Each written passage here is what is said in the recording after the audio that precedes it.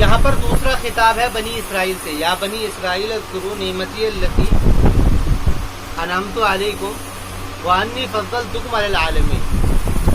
یہاں پر دوبارہ ایک ان سے بنی اسرائیل جب ان کو کہا گیا, یہاں پر الگ ان کو خطاب کیا گیا. یا بنی اسرائیل اذکروا نعمتی التی انعمت علیکم, اے بنی اسرائیل اذکروا نعمتی التی انعمت علیکم, کہ تم یاد کرو میری وہ نعمت جو کہ میں نے تمہارے اوپر انعام کی. وانی, اس کے بارے میں جو پیچھے بات آ گئی تھی, وانی فضلتکم علی العالمین, اور میں نے تم کو فضیلت دی تھی عالمین کے اوپر. یہ اسی نعمت کا بیان ہے, اسی نعمت کا بیان ہے. وانی واو کیا ہے, بیانیہ ہے. یہ مبین ہے, انعمت علیکم مبین بنے گا, اور واو بیانیہ ہو کر کے بعد میں اس کی جو ہے ترکیب ہو کر کے یہ بیان بن جائے, یہ جملہ بیانیہ ہوگا. وانی فضلتکم علی العالمین, جو بنی اسرائیل کو فضیلت کی دینے کی وجہ کیا تھی, یہی دعوت, تمام حجت جو ان کے ذمے سپرد کیا گیا تھا کہ وہ تمام مخلوقات کے لیے وہ بنیں گے ہدایت کا ذریعہ, اور ان کے اوپر وہ کام کریں گے پیغامات کو لے کر. تو وہ اسی کا بیان ہے. وانی فضلتکم علی العالمین واتقوا یوما لا تجزی نفس عن نفس شیئا ولا یقبل منها. یہ بعد میں بات کہہ کر کے اس طرف اشارہ ہے کہ بنی اسرائیل کا خیال یہ تھا کہ یہ تو ہماری قومی اور خاندانی یہ ہمیں فضیلت دی گئی ہے, یہ جو فضیلت دی گئی ہے ہمیں, یہ جو ہمیں بولا گیا ہے کہ تم کو ہم نے فضیلت دی ہے, ان کا یہ خیال ہو گیا تھا یہ ہمیں قومی اور خاندانی فضیلت ہے, کہ یہ خاندانی فضیلت کسی اور کو حاصل نہیں ہو سکتی. تو اس جو ان کا جو خیال تھا اس کے اوپر رد کیا. کیسے, واتقوا یوما لا تجزی نفس عن نفس شیئا, کہ ایسا نہیں ہے, بلکہ تم کو جو ہے نا آخرت سے ڈرنا چاہیے, اس دن سے ڈرنا چاہیے جس دن کوئی بدلہ نہیں دیا جائے گا. یعنی فیصلہ جو ہوگا اس دن ماننے نہ ماننے کے اوپر ہوگا.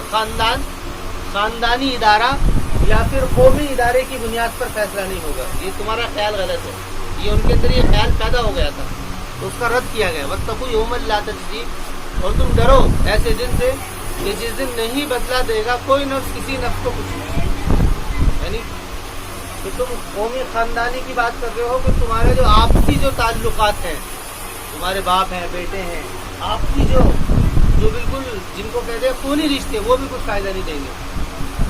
نفس النفس شیئا ولا یقبل منها شفاعۃ, اور نہ ہی قبول کی جائے گی شفاعت, ولا یؤخذ منها عدل, اور نہ ہی لیا جائے گا ان سے کوئی بدلہ.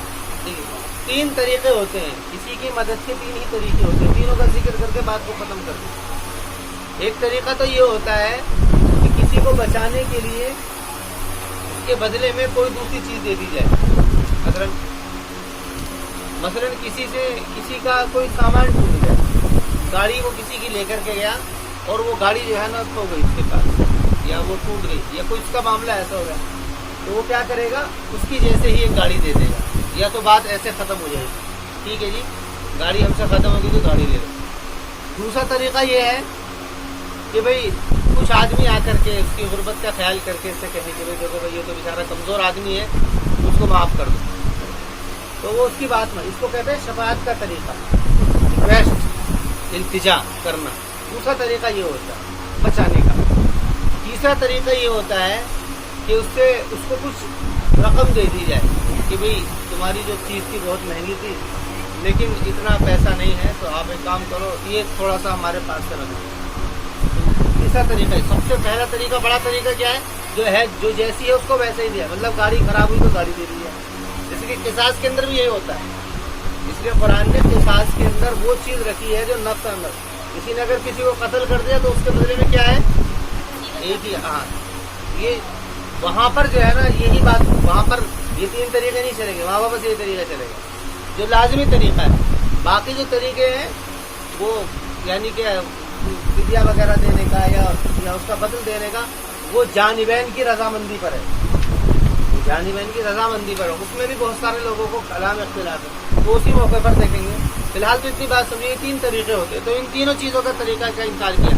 پہلے تو یہ کہا گیا کہ یوم لا تجزی نفس عن نفس شیئا, کہ اس دن کوئی کسی کے بدلہ میں نہیں چلے گا. دوسرا طریقے کا انکار کیا, کیسے, کہ ولا یقبل منها شفاعۃ, کہ شفاعت قبول نہیں کی جائے گی, ریکویسٹ نہیں کرے گی. तीसरे तरीके का इनकार किया, वला युखज़ु मिन अजर, कोई बदला भी नहीं लिया जाएगा उसके बदले में, कुछ पैसे वैसे वगैरह कुछ नहीं दिए जाएंगे, वला युखज़ु मिन अजर। अच्छा 4 तरीके होते हैं। चौथा तरीका भी जिक्र किया, वला हुम युनसरून। और दूसरा तरीका हो सकता है कि किसी की किसी तरीके से मदद कर दी जाए। भाई मदद के अंदर सारी चीजें आम हो गई। हालांकि ये तीनों तरीके भी मदद के हैं, लेकिन इन 3 तरीकों के बाद में भी कोई दूसरा तरीका हो सकता है मदद का, तो उसका भी इनकार कर दिया, वला हुम युनसरून। और उनकी कोई मदद नहीं की जाएगी। मदद करने से मुराद ये है कि जब उनको सजा मिल जाएगी तो सजा के अंदर कोई तकलीफ हो जाए या उनकी कोई मदद हो जाए, उनका कोई यानी उनका कोई पुरसान हाल नहीं होगा उनका कोई। तो ये 4 तरीके हैं जो कुरान ने जिक्र किए, वला हुम युनसरून। वइज़ नज्जयनाकुम मिन आलि फ़िरऔन यसुमूनकुम, यहाँ पर इज़ कह कर के इस तरफ इशारा है कि यहाँ पर एक अलग ही वाक़या मक़सूद है। वो ये है, अब यहाँ पर बनी इसराइल के ऊपर, यहूद के ऊपर इत्माम हुज्जत किया जाएगा, उनके हालात को सामने रखे जाएंगे। कुरान करीम का तरीका ये है कि कुरान करीम जब कोई वाक़या जिक्र करता है तो उसमें तफसील मक़सूद नहीं होती और उसकी वजाहत मक़सूद नहीं होती है, बल्कि उसके अंदर ताबीर मक़सूद होती है। ताबीर से मतलब वो बातें जिससे इबरत हो सके, या जो वाक़यात उनके जहनों में चलते थे, जिन वाक़यात को वो जानते थे, लेकिन उसकी सही तारीख उनको मालूम नहीं थी या सही वाक़या उनको मालूम नहीं था, तो उसकी तरफ वो निशानदेही कर देता है। असल मक़सूद वाक़यात नहीं होते। इसलिए कुरान करीम जब बात करता है, कोई वाक़या लेता है, तो उसके अंदर कोई पहलू मक़सूद होता है, उसके अंदर कोई पहलू। एक ही वाक़या बहुत सारी जगहों पर मिलते हैं। बलागत की जो किताब है, मसलन दुरूसुल बलागा है या मुख्तसरुल मानी वगैरह है, उसका अगर मुताला कर लिया जाए सही से तो उसमें अंदाज़ा हो जाएगा क्योंकि बलागत जो बलीग कलाम होता है, फसीह व बलीग कलाम होता है, उसके अंदर क्या मक़सूद होता है। बात यह है कि कुरान करीम एक ही वाक़ये को कई जगह जिक्र करता है, उसके अंदर एक पहलू मक़सूद होता है। यहाँ पर क्या पहलू मक़सूद है वो इसी के अंदर वाज़ेह हो जाएगा। हमारे वइज़ नज्जयनाकुम मिन आलि फ़िरऔन यसुमूनकुम सूअल अज़ाबी, यहाँ पर जो पहलू मक़सूद है वो इज़हार नेमत है, यानी नेमत का जो उनके लिए इज़हार किया गया है और उनको बताया गया है, तो वो चीज़ मक़सूद है। वइज़ नज्जयनाकुम मिन आलि फ़िरऔन, और याद कीजिए जबकि हमने नजात दी, वइज़ नज्जयनाकुम मिन आलि फ़िरऔन, फ़िरऔन की आल से। आल लफ्ज़ आल जब इस्तेमाल होगा, आल जो है अरबी में 2 लफ्ज़ इस्तेमाल होते हैं, आल और अहल। आल और अहल, आल के अंदर खासियत ये है कि आल हर किसी बड़ी ज़ात के लिए इस्तेमाल होता है। जैसे कि फ़िरऔन बादशाह है, आले फ़िरऔन, आले नबी दीन हैसियत से, नबूवत की हैसियत से वो बड़े हैं, दोनों एतबार से बड़े हैं, और फ़िरऔन वो दुनियावी एतबार से। तो इसलिए आल का लफ्ज़ जब इस्तेमाल होता है, ये अरबी का फ़ायदा है। और अहल जो होता है ये आम होता है, ये बड़ी शख्सियत के लिए भी इस्तेमाल हो सकता है और छोटी के लिए भी इस्तेमाल हो सकता है। तो वइज़ नज्जयनाकुम मिन आलि फ़िरऔन, और जबकि हमने नजात दी मिन आलि फ़िरऔन, फ़िरऔन की आल से। आले फ़िरऔन यानी फ़िरौनियों से। इसमें बयान है इनसे, वइज़ नज्जयनाकुम, गोया कि इनके ऊपर इत्माम हुज्जत किया जा रहा है इस तौर पर कि ये वाक़या तुम्हारे ही साथ चल रहा था, ये फ़िरऔन तुम्हारे ही साथ चल रहा था, लेकिन अल्लाह ताला ने तुमको ये मकाम दे दिया है कि तुम्हारे अंदर क्या है, कि तुम्हें ये मकाम दे दिया है कि लोगों की हिदायतें जो हैं वो तुम्हारी वजह से रुकी हुई हैं। यानी तुमको वो मकाम दे दिया है कि तुम अगर मानोगे तो बहुत सारे एक मजमा, क्योंकि लोग जानते थे कि ये तो अहले किताब है, इनको अहले किताब कहा जाता है, कि इनके दरमियान में नबी आए हैं, किताबें इनके दरमियान में आई हैं, तो लोग उनकी शहादत के ऊपर डिपेंड थे, किनकी, अहले किताब की। तो कहा कि तुम याद करो तो तुम्हारी क्या हालत थी। वइज़ नज्जयनाकुम मिन आलि फ़िरऔन, के तुम्हें फ़िरऔन की हाल से हमने बचाया। मिन आलि फ़िरऔन यसुमूनकुम सूअल अज़ाबी, यसुमूनकुम ये भी एक बलीग कलाम है, चखाना। कहते हैं ना कि मैं तुम्हें एक मज़ा चखाऊंगा। बादशाह ने कहा कि वो तुमको युअज़्ज़िबूनकुम, ये नहीं कहा, बल्कि कहा यसुमूनकुम। ये क्या है, इंसान की जो अंदर की जो सिफत है, जिसको कहते हैं गयूर गैरत, جو غیرت کی صفت ہے اس کو ابھارنا مقصد ہے. یصومونکم سوء العذاب. اس کے اندر مقصود کیا ہے؟ ان کی غیرت کے ابھارنا. یصومونکم سوء العذاب وہ کس طریقے سے ان کو ابھارا گیا ہے؟ یصومونکم سوء العذاب یذبحون ابناءکم ویستحیون نساءکم. یہ بھی ایک بلیغ کلام ہے. کیسے کہ یذبحون ابناءکم کہ تمہارے بیٹوں کو ذبح کیا کرتے تھے، ویستحیون نساءکم اور تمہاری عورتوں کو وہ زندہ رکھا کرتے تھے. جب بیٹے کا ذکر آیا، اولاد کی دو ہی قسمیں ہوتی ہیں، یا تو لڑکا یا لڑکی. جب لڑکے کا ذکر ہے تو وہاں پر مقصود وہاں پر لفظ ابن استعمال کیا ہے، بیٹا. اور جب لڑکیوں کا ذکر ہے تو وہاں پر لفظ استعمال کیا ہے، نساء. تو گویا کہ ابن کہہ کر کے کہ باپ کی جو صفت ہے، باپ کی جو صفت ہے، یعنی کہ باپ کی جو صفت ہے رحم دلی کی، اس کو ابھارنا مقصد ہے. باپ کی جو صفت ہے فطری، جو رحم کی جو صفت ہے اس کو ابھارا گیا. دیکھو تمہارے سامنے تمہارے بیٹے کو ذبح کیا جاتا ہے، اور لڑکیوں کے اندر نساء کا عورت کہہ کر کے وہ غیرت کو ابھارنا مقصد ہے کہ تمہاری لڑکیوں کو یعنی تمہاری عورتوں کو زندہ کرتے تھے. اس کو اگر کھول دیا جائے تو اس طریقے سے اس کا ترجمہ ہوگا کہ وہ تمہارے لڑکوں کو تو مار دیا کرتے تھے تاکہ وہ تمہیں نہ بچا سکیں، اور تمہاری لڑکیوں کو زندہ کیا کر رکھتے تھے تاکہ وہ ان کا استعمال کریں. اس کو اگر کھول دیا جائے اس لیے نساء لڑکی کی جگہ، حالانکہ طریقہ یہ ہوتا کہ ابن کے اگر مقابل میں استعمال کیا ہے تو بنت استعمال کیا، لیکن نساء استعمال کیا ہے کیونکہ وہاں سے کیا ہے وہ غیرت کی جو صفت ہے اس کو ابھارنا مقصد ہے. یہ بلیغ کلام ہے. تو فرما رہے ہیں کہ یذبحون ابناءکم ویستحیون نساءکم.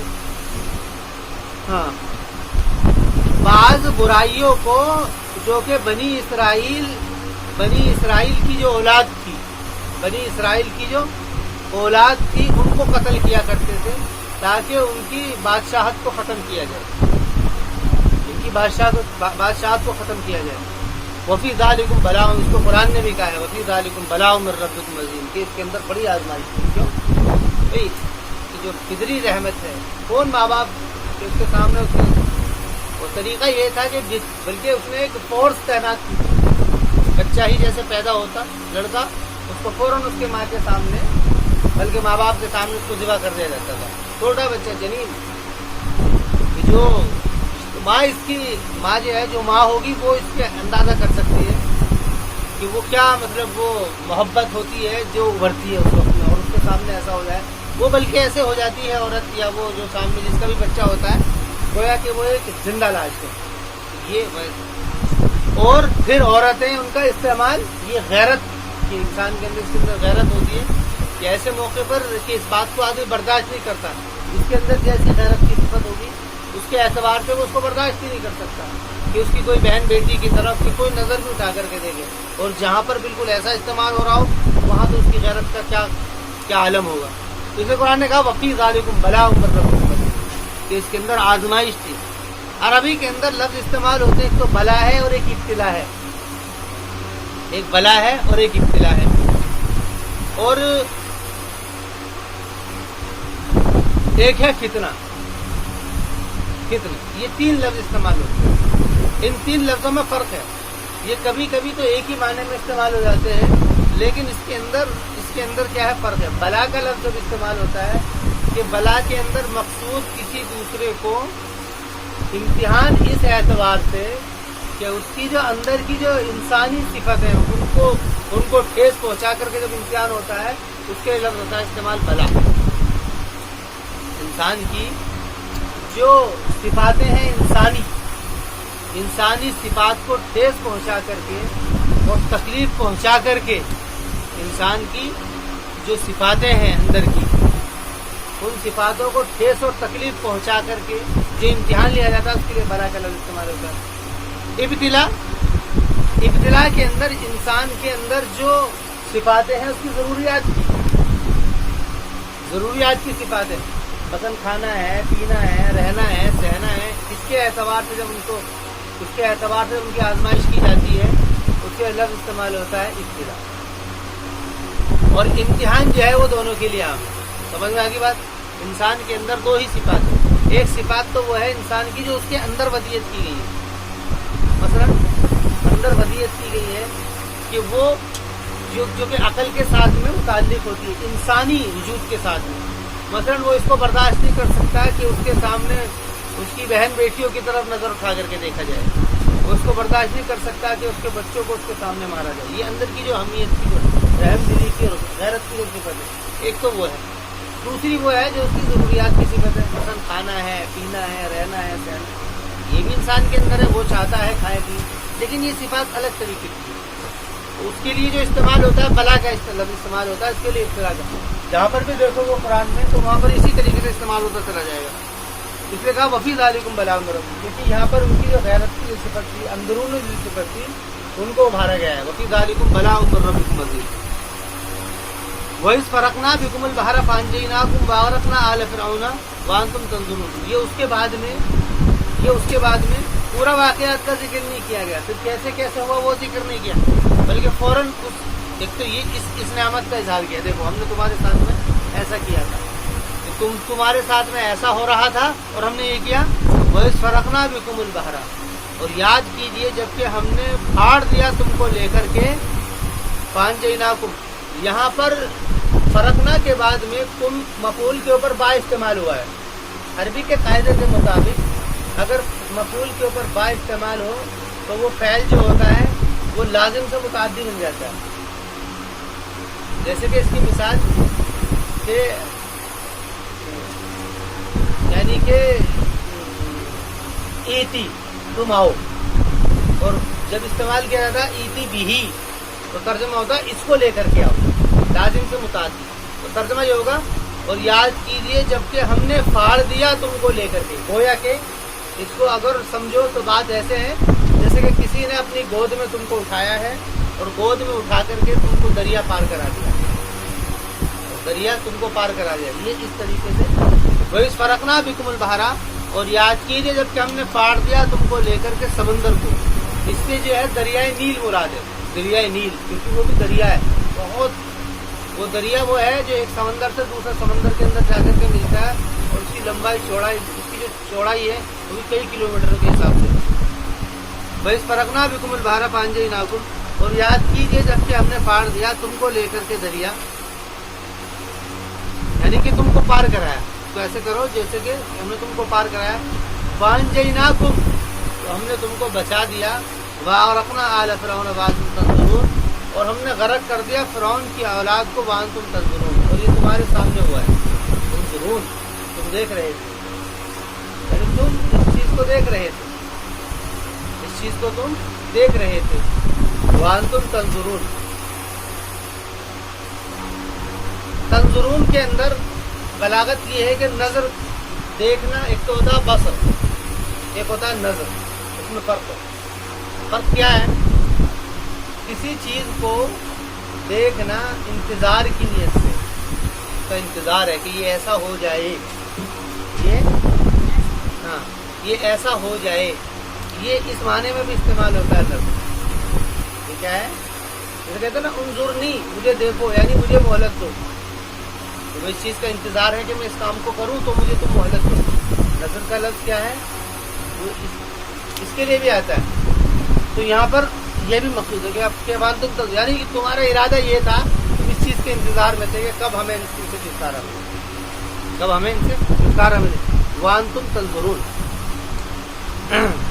وَإِذْ وَعَدْنَا مُوسَىٰ، یہ وعدنا بھی ہے اور وعدنا بھی ہے، دونوں اس میں آتے ہیں. وَإِذْ وَعَدْنَا مُوسَىٰ 40 لَيْلَةً ثُمَّ اتَّخَذْتُمُ الْعِجْلَ، اور جبکہ یاد کیجئے جبکہ ہم نے وعدہ کیا تھا موسیٰ علیہ السلام سے 40 رات کا، 40 رات کا. ثم اتخذ، یہ 40 رات کا انتخاب جو ہے وہ کس لیے کیا گیا تھا کہ وہ کتاب دینے کے لیے، جو قانون جو تورات دی گئی تھی، اور یہ 40 راتیں جو تھی وہ موسیٰ علیہ السلام کی وہ ذہنی اور قلبی اصلاح کے لیے، تربیت کے لیے تھا. ذہنی اور قلبی، قلب کی بھی تربیت ہو جائے اور ذہن کی بھی تربیت ہو جائے. اس کے لیے یہ وقت ان سے لیا تھا تاکہ وہ وہاں پر آئیں اور وہاں پر کچھ عبادات وغیرہ کریں، جس سے ذہنی اور قلبی جو ہے وہ تطہیر ہو سکے. تطہیر کے لیے تھا. وَإِذْ وَعَدْنَا مُوسَىٰ 40 لَيْلَةً ثُمَّ اتَّخَذْتُمُ الْعِجْلَ مِن بَعْدِهِ، پھر تم نے پکڑ لیا عجل. عجل کہتے ہیں بچڑے کو. ثُمَّ اتَّخَذْتُمُ الْعِجْلَ من بعدہ وانتم ظالمون۔ بائبل کے اندر اس طریقے کا بیان ہے کہ موسیٰ علیہ السلام جب گئے تھے تو پیچھے چھوڑ کر کے گئے تھے ہارون کو، حضرت ہارون کو، تو انہوں نے کہا کہ ہارون سے کہ ہارون تو ہمارے لیے کوئی معبود بنا۔ تو ہارون علیہ السلام نے کہا کہ بھئی تم اللہ سے پناہ مانگو، اس کی اللہ سے ڈرو۔ تو پھر ایک سامری شخص تھا، اس سامری نے کچھ ان سے سونا وغیرہ جو ان کے پاس میں جو دھاتو تھی ان کو لیا، اس سے ملا کر کے اس نے ایک مجسمہ بنایا، بچڑے کا مجسمہ بنایا، بچڑے کا، وہ گائے کا بچہ تھا، اس کا ایک مجسمہ بنایا۔ بنی اسرائیل کے اندر گائے جو تھی وہ محبوب گائے جو تھی یہ محبوب تھی بنی اسرائیل کے اندر، اور بلکہ اب بھی اگر دیکھا جائے تو ان کے نزدیک ابھی بھی گائے کی جو نسل ہے اس کی ایک ان کے اندر محبت ہے۔ اسی لیے ان سے جب کہا گیا تھا، ایک واقعہ جو ہوا تھا وہ ذبح کرنے کا، وہ بھی ایک گائے کا بچہ تھا جس کو ذبح کرایا گیا تھا تاکہ یہ دیکھ لیا جائے۔ شاید اگر یہ کہا جائے تو اب جو ہندو مت کے اندر جو اس کی محبت پیدا ہوئی ہے یہ بھی اسی طرف سے ہے، لیکن یہ بات کوئی حتمی نہیں ہے، یہ صرف یہ اٹکل باتیں، اشارت باتیں ہیں۔ باقی بات حقیقت کیا ہے وہ تو کیا ہوگی، لیکن بات اس طرف اشارہ ملتا ہے۔ تو دیکھیے، تو ان سے کہا کہ تم کیا ہے اس کی عبادت کرو، اس سے کہا گیا کہ تم، اس نے بنایا اور بنا کر کے یہ کہا سامری نے کہ یہ تمہارا معبود، اب تم اس کی پوجا کرو۔ تو یہ پورا بیان سورہ اعراف، اس میں ہے، سورہ اعراف کے آخر میں یہ بیان ہے پورا۔ تو ان سے کہا کہ ثم اتخذتم العجل من بعدہ، کہ پھر تم نے پکڑ لیا، اجل کہتے ہیں اسی کو، ثم اتخذتم العجل من بعدہ وانتم ظالمون، اور تم ظلم کہتے ہیں حق میں کوتاہی کرنا، ظلم کہتے ہیں حق میں کوتاہی کرنے کو کہتے ہیں ظلم، وانتم ظالمون، حق میں کوتاہی کیسے کہ تمہارے پر حق تھا کہ تم اس کی عبادت کرتے، کہ جس نے تمہیں اس طریقے سے تمہیں بنی فرعون سے بچایا اور تم کو دریا سے بچا کر کے لائے، تم پانی سے لائے، لیکن تم نے کیا ظلم کیا، حق کا انکار، حق کو جھٹلا، یعنی کسی کے حق میں کوتاہی کرنے کے لیے استعمال ظلم، وانتم ظالمون۔ ثم عفونا عنکم من بعد ذلک لعلکم تشکرون، پھر ہم نے معاف کر دیا تم کو، اس کے بعد میں لعلکم تشکرون، تاکہ تم شکر کرو۔ عفونا عنکم بعد ذلک لعلکم تشکرون، شکر کا لفظ جو ہے یہ کسی کی نعمت کے اوپر، منعم کی نعمت کے اوپر جو اپنی طرف سے رد عمل کیا جاتا ہے، کسی نے کوئی احسان کیا، اس احسان کے اوپر جو کام کیا جاتا ہے اس کو شکر کہتے ہیں۔ مثلا اللہ نے بندوں کے ساتھ میں بڑے انعام کیے، کھلا رہا ہے پلا رہا ہے، تو اس کے اس انعام کے بدلے میں بندہ اپنے ذریعے سے عبادت کے اندر عبادت کرے، عبادت کو، کیونکہ اللہ کا جو بدلہ نہیں دیا جا سکتا، لیکن ہاں ایسا تو ہو سکتا ہے کہ بندہ اپنی بندگی کا اظہار کر سکے، تو شکر اس معنی میں استعمال ہوتا ہے۔ یہ بتایا تھا حمد ہے اور مدح ہے اور شکر ہے، تین لفظ ہیں، حمد مدح شکر، اس کو پھر سمجھ لو، حمد مدح شکر۔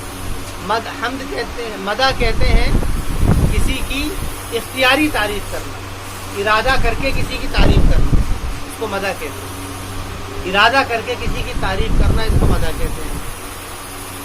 بغیر ارادے کے زبان سے کسی کے لیے تعریفی لفظ نکل جائے اس کو حمد کہتے ہیں، اور منعم کے احسان کے بدلے میں یا ان کے محسن کے احسان کے بدلے میں اپنی طرف سے کچھ نظریہ پیش کرنا اس کو شکر کہتے ہیں۔ تو اس لیے کہا کہ جو ہم نے تمہارے اوپر احسان کیا ہے کہ تم تاکہ شکر کرنے لگو، اس کو سمجھ کر کے لعلکم تشکرون۔ وَإِذْ آتَيْنَا مُوسَى الْكِتَابَ وَالْفُرْقَانَ لَعَلَّكُمْ تَهْتَدُونَ، اور یاد کیجئے، کیونکہ یہاں پر کیا ہے، سب جگہ یہاں پر انعام کا ذکر ہے، احسان یاد دلائے جا رہے ہیں۔ وَإِذْ آتَيْنَا، اور یاد کیجئے جبکہ ہم نے عطا کیا موسیٰ علیہ السلام کو کتاب، موسیٰ علیہ السلام کو ہم نے کتاب دی، والفرقان، اور فرقان، یہاں پر واو تفسیریہ ہے، فرقان کہتے ہیں جو حق اور باطل کے درمیان میں فرق کرتے ہیں. فرقان کہتے ہیں حق اور باطل کے درمیان میں، حق اور باطل کے درمیان میں فرق کر دے، اس کو کیا کہتے ہیں؟ فرقان. تو یہاں پر واو کیا ہے؟ تفسیریہ ہے. تو اس کو ترجمہ ایسا ہوگا، اور یاد کیجئے وَإِذْ فَرَقْنَا وَإِذْ آتَيْنَا مُوسَى الْكِتَابَ، اور یاد کیجئے جبکہ ہم نے موسیٰ علیہ السلام کو کتاب دی، یعنی وہ کتاب جو کہ فرق کر دینے والی ہے حق اور باطل کے. واو کو اگر تفسیریہ مانیں گے تو یاد کیجئے جبکہ ہم نے عطا کی موسیٰ علیہ السلام کو کتاب، یعنی وہ کتاب جو کہ فرق کر دیتی ہے. واو کیا ہے؟ تفسیریہ ہے. واو تفسیر کے معنی میں بھی آتا ہے. تو ایسے وَإِذْ آتَيْنَا مُوسَى الْكِتَابَ وَالْفُرْقَانَ، یعنی کہ جو حق اور باطل کے درمیان میں فرق کر دینے والی ہے. لَعَلَّكُمْ تَهْتَدُونَ، لَعَلَّكُمْ تَهْتَدُونَ، تاکہ تم ہدایت پر آئے. لعلہ ترجی کے لیے بھی آتا ہے اور لعلہ تحقیق کے لیے بھی آتا ہے. اگر قرینہ موجود ہو، جیسے کہ زن کے بارے میں آتا ہے کہ زن جو ہے وہ گمان کے بارے میں آتا ہے، لیکن اگر قرینہ موجود ہو تو پھر وہ یقین کے معنی میں آتا ہے. ایسے لعلہ ترجی کے لیے آتا ہے کہ شاید، لیکن اگر قرینہ موجود ہو تو پھر یقین کے معنی میں بھی آتا ہے. قرینہ کیا ہے یہاں پر؟ کتاب اور فرقان. یہ قرینہ ہے کیونکہ وہ کتاب اور فرقان ایسی کتاب ہے کہ اس کو جو سنے گا اور ماننے کی نیت سے سنے گا وہ یقیناً ہدایت پر ہے. لعلکم تہتدون. وَإِذْ قَالَ مُوسَىٰ لِقَوْمِهِ يَا قَوْمِ إِنَّكُمْ ظَلَمْتُمْ أَنفُسَكُمْ بِاتِّخَاذِكُمُ الْعِجْلَ فَتُوبُوا إِلَىٰ بَارِئِكُمْ، اور یاد کیجیے جب کہ کہا موسیٰ علیہ السلام نے اپنی قوم سے، موسیٰ علیہ السلام نے اپنی قوم سے کہا کہ جنہوں نے بچڑے کی پرستش کی، یا قوم انکم ظلمتم انفسکم، اے قوم بے شک تم نے ظلم کیا ہے اپنے آپ پر. اے قوم کہ تم نے ظلم کیا ہے اپنے آپ پر. اتخاذکم العجل، ظلم کیا ہے یعنی کہ تم نے حق کے اندر کمی کی ہے، اپنے اوپر ہی تم نے اپنے ہی حق میں کمی کر دی ہے. اپنے حق کے اوپر کمی یہ ہے کہ تمہارا حق یہ تھا کہ تم کو جو ہے تمہارا معبود تمہارے ساتھ میں تمہارے اوپر انعام احسان کرے، لیکن تم نے اس کے اندر انعام اور احسان کے اندر کمی کرا لی ہے. اتخاذکم العجل فتوبوا الی بارئکم. باری عربی کے اندر دو لفظ استعمال ہوتے ہیں، ایک ہوتے ہے باری، ایک ہوتا ہے خالق. اس میں ذرا سا فرق ہے، بہت باریک فرق ہے. صاحب روح المعانی، کتاب روح المعانی، اس کے اندر جو ہے وہ جو ہے جو تفسیری علماء کا جو تفسیر بالرائے جو نظریہ ہے، انہی کے علامہ آلوسی کی کتاب ہے روح المعانی. اس کے اندر الفاظوں کی بڑی بحثیں ہیں. تو اس میں ہے کہ باری اور خالق کے اندر فرق یہ ہے، باریک کا فرق یہ ہے. خالق کو کہتے ہیں عام پیدا کر دینے کو، کسی بھی چیز کو پیدا کرنا. باری کہتے ہیں جو اپنی پیدا ہوئی کی چیز کے اندر فرق رکھے. مثلا یہ دیکھو، انسان کے اندر دو ہاتھ ہیں، ایک ہی طریقے کے ہیں، دونوں ایک ہی جیسے، لیکن دونوں میں بڑا فرق ہے. کیسے؟ جو اس کے اندر طاقت ہے وہ اس کے اندر طاقت ہے. جو طاقت دائیں ہاتھ کے اندر ہے وہ طاقت بائیں ہاتھ کے اندر. جو طاقت اسی طریقے سے دو انسان سامنے نظر آئے، ایک بیمار ہے اور ایک صحت مند ہے. دیکھنے میں دونوں ایک نظر، دونوں انسان ہیں، لیکن جو طاقت اس کے اندر ہے صحیح صحت مند کے اندر ہے، وہ بیماری کے اندر ہے. اسی کو یہ جو صفت جو کام کرتی ہے، یعنی جو صحت مندی کے ساتھ میں پیدا کرتی ہے، طاقت کے ساتھ میں پیدا کرتی ہے، اس کو کہتے ہیں باری. اس کو کیا کہتے ہیں؟ تو اس لیے کہا کہ تم یاد کرو فتوبوا الی بارئکم، یعنی تمہیں تو اس نے اتنا طاقتور بنایا تھا اس کے مقابلے میں کہ تم بچڑے کی پرستش کر رہے ہو. تمہیں تو اللہ تعالیٰ نے ایسا مقام اور مرتبہ دے کر کے تم کو اہمیت دی تھی. تم کو اس نے پیدا کیا اور پیدا کرنے کے بعد میں تم کو اہمیت دی اور تم نے یہ کام کیا. اسی طرف ان کو اشارہ یاد دلایا جا رہا ہے کہ دیکھو وہ ایسا خالق ہے کہ جس نے تمہارے اوپر اتنے احسان کیا. فتوبوا الی بارئکم، تو تم توبہ کرو. اب اس کا طریقہ فاقتلوا انفسکم، تو تم اپنے آپ کو قتل کرو. یہ ان کو سزا ملی. اول تو یہ حکم سزان تھا، اول تو یہ حکم کیا تھا؟ سزان تھا. دوسرا یہ اللہ تعالیٰ کی طرف سے جو عذاب نازل ہوتا ہے، انبیاء علیہ السلام کی بات کو اگر کوئی ٹھکرا دیتا ہے تو اللہ تعالیٰ اس قوم کو وہی عذاب دیتا ہے. تو دوسرا کیا تھا؟ دوسرے یہ جو حکم ہوا تھا اس لیے ہوا کہ تم نے ان کی بات کو ٹھکرایا، کفر کیا. یہ اس طریقے سے بھی حکم تھا، لیکن حکم اس طریقے سے ہو فاقتلوا انفسکم، کہ تم اپنے آپ کو قتل کرو، یعنی کہ جو تم سے بری ہے. بائبل میں اس کا بیان ہے کہ موسیٰ علیہ السلام نے دروازے پر کھڑے ہو کر کے کہا کہ جتنے بھی لوگ بری ہیں وہ سب میرے پاس آ جائیں. تو جو بنی اسرائیل کے اندر جو لوگ جنہوں نے یہ عمل نہیں کیا تھا یہ والا بچڑے کی پرستش کا، وہ سارے کے سارے موسیٰ علیہ السلام کے پاس آ کر گئے. تو موسیٰ علیہ السلام میں ہے کہ تم اپنی یعنی کہ گردنوں میں تلوار لٹکاؤ. تلوار لٹکانے سے مراد یہ ہے پہلے جو جنگ کے لیے جایا کرتے تھے تلوار بھاری ہوتی تھی تو گردنوں میں لٹکا لیا کرتے تھے. ایسے لٹکانے سے مراد یہ ہے کہ تلوار لو اور جا کر کے ان کا قتال کرو. تو ایک روایت میں 3000، ایک میں 30، ایک میں 70,000 تک بھی آتے ہیں کہ اتنے لوگوں کا وہاں پر قتل ہوا تھا. تو فَاقْتُلُوا أَنفُسَكُمْ ذَلِكُمْ خَيْرٌ لَكُمْ عِندَ بَارِئِكُمْ. تو اللہ نے کہا کہ یہ تمہارے لیے بہتر ہے تمہارے باری کے نزدیک. باری اس لیے کہا گیا ہے کہ جس نے تمہارے اندر بغیر عیب کے تم کو پیدا کیا. یعنی تم یہ مت سمجھنا کہ یہ عیب ہو جائے گا، کہ تم یہ مت سمجھنا کہ ہماری تعداد اگر کم ہوگی تو عیب ہو جائے گا، یہ مت سمجھنا. بلکہ یہ تو تمہارے خالق اور باری کے نزدیک کیا ہے، یہ تو اہمیت ہوتی. ذَلِكُمْ خَيْرٌ لَكُمْ عِندَ بَارِئِكُمْ فَتَابَ عَلَيْكُمْ إِنَّهُ هُوَ التَّوَّابُ الرَّحِيمُ. بیان ہے وَإِذْ قُلْتُمْ يَا مُوسَىٰ. یہاں پر جو ہے پھر تیسرا احسان ان کو یاد دلایا گیا ہے. وہ یہ ہے وَإِذْ قُلْتُمْ يَا مُوسَىٰ لَنْ نُؤْمِنَ لَكَ حَتَّىٰ نَرَى اللَّهَ جَهْرَةً. وہ بات یہ ہوئی تھی کہ موسیٰ علیہ السلام جب پیغام لے کر کے آئے تھے توراۃ، تو بنی اسرائیل نے کہا کہ ہم تمہاری بات نہیں مانیں گے. ہم یہ کیسے مان لیں کہ جو تم پیغام لے کر کے آئے ہو، کتاب لے کر کے آئے ہو، یہ ہم کیسے مان لیں؟ تو انہوں نے کہا تھا لَن نُؤْمِنَ لَكَ حَتَّىٰ نَرَى اللَّهَ جَهْرَةً، کہ ہم تیری بات کو نہیں مانیں گے. ماننا حَتَّىٰ نَرَى اللَّهَ جَهْرَةً، یہاں تک کہ ہم دیکھ لیں اللہ کو جہارتن. جہارتن کہتے ہیں کلم کلّا، جہارا ظاہر. فَأَخَذَتْكُمُ الصَّاعِقَةُ وَأَنْتُمْ تَنظُرُونَ، تو تم کو پکڑ لیا چیخ نے.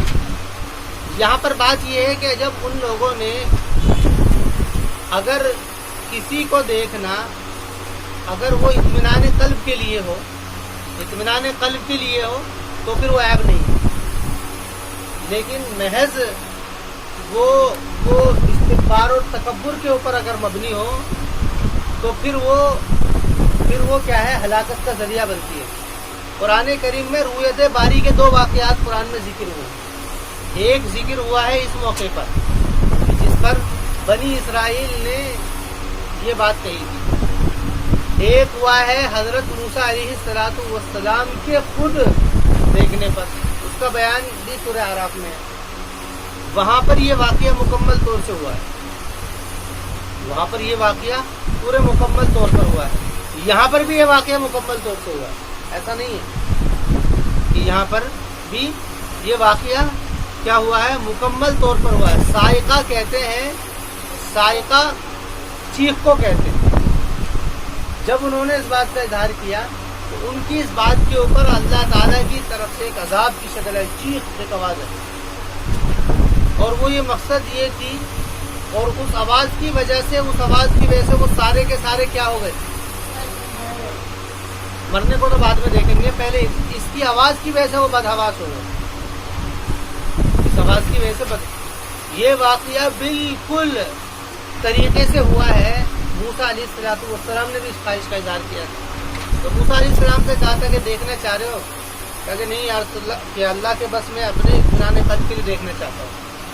تو کہا کہ پتھر کو دیکھ لو، اگر یہ پتھر ہماری وہ برداشت کر لے گا تو تم دیکھ. تو اللہ تعالیٰ یہ جھلک پڑی تھی پتھر کے اوپر ایک جھلک پڑی تھی. جتنے بھی معدنیات ہیں، مادے، جس سے بھائی مادے جو ہیں وہ بہت سارے مادے ہیں. مٹی بھی ایک مادہ ہے، لوہا ایک مادہ ہے، دھاتو جس کو بولتے ہیں، سونا ہے، چاندی ہے، پیتل ہے، یہ سب مادے ہیں جو زمین سے نکلتے ہیں. ان سارے مادوں میں سب سے زیادہ طاقتور اور پاورفل کیا ہوتا ہے؟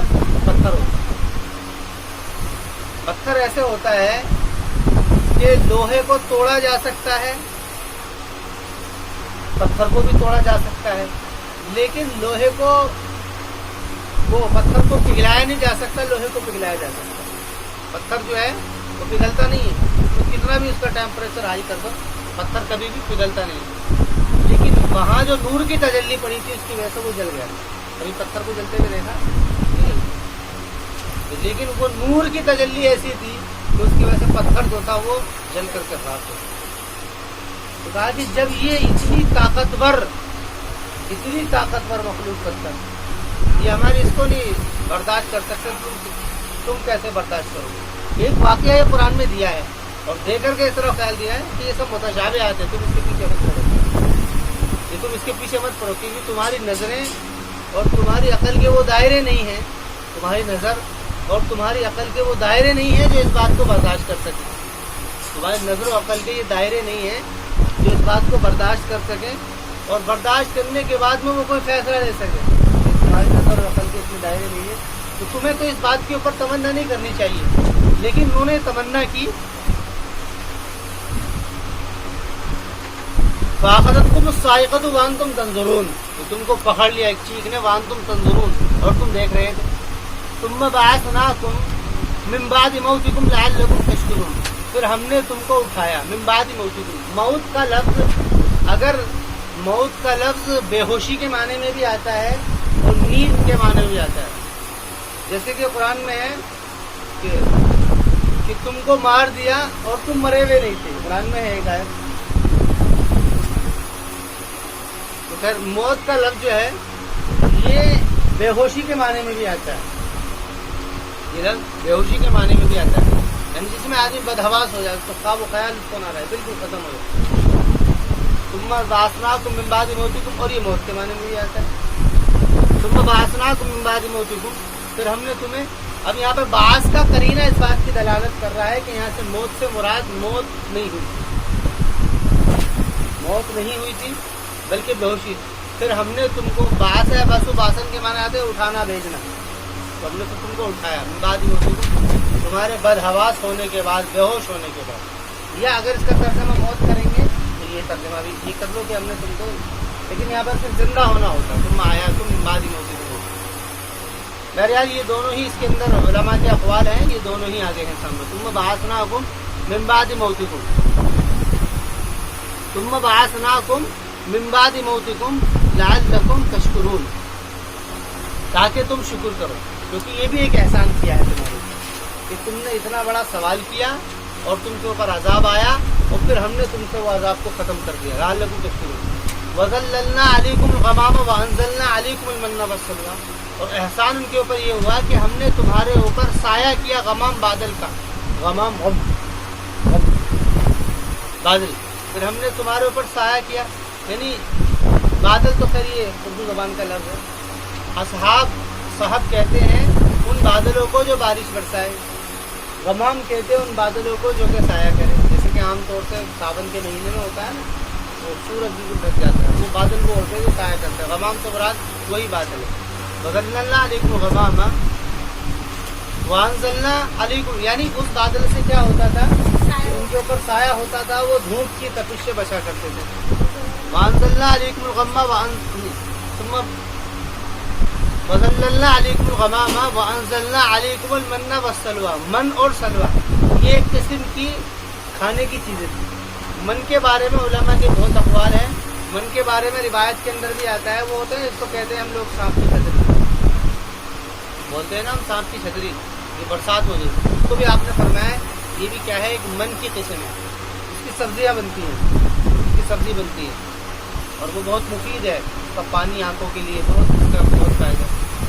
من اصل میں ایک اولے کی طرح ہوتی تھی, وہ اس کے اندر تورات اور انجیل وغیرہ. پھر ہوا یہ, انہوں نے دیکھا صبح اٹھ کر کے, انہوں نے صبح اٹھ کر کے دیکھا کہ ان کے گھر کے